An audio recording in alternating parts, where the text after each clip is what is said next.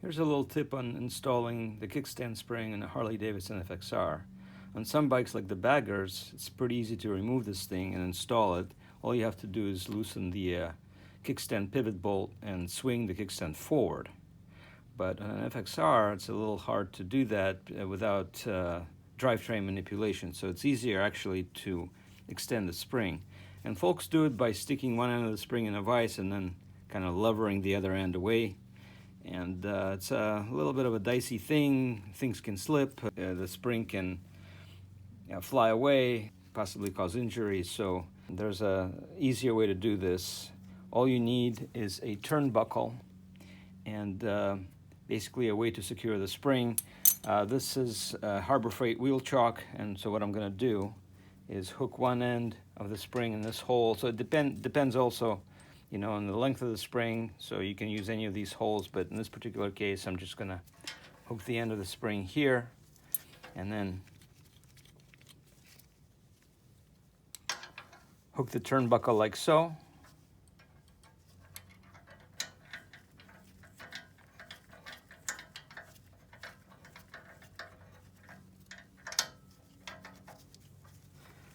So it's much easier to do it this way, because a turnbuckle exerts constant tension in the spring, and it gives you some time to insert whatever it is that you want to insert in there. I'm going to use some washers, and also provides an opportunity to use your other hand to kind of support the washers in there. So I'm just going to put a bunch of them. Let me extend it some more.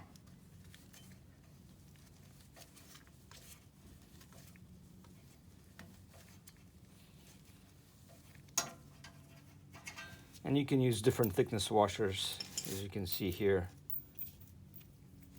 Some are pretty beefy. I'm going to put them in the middle. And you want to put them on one side of the spring. It's going to, once you collapse it, it's going to curve, but that's fine.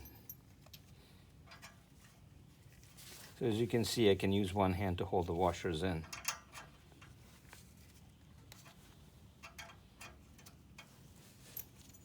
Usually about 10. Is what you need to get this thing properly extended. Let me put this really thick one in the middle. There you go.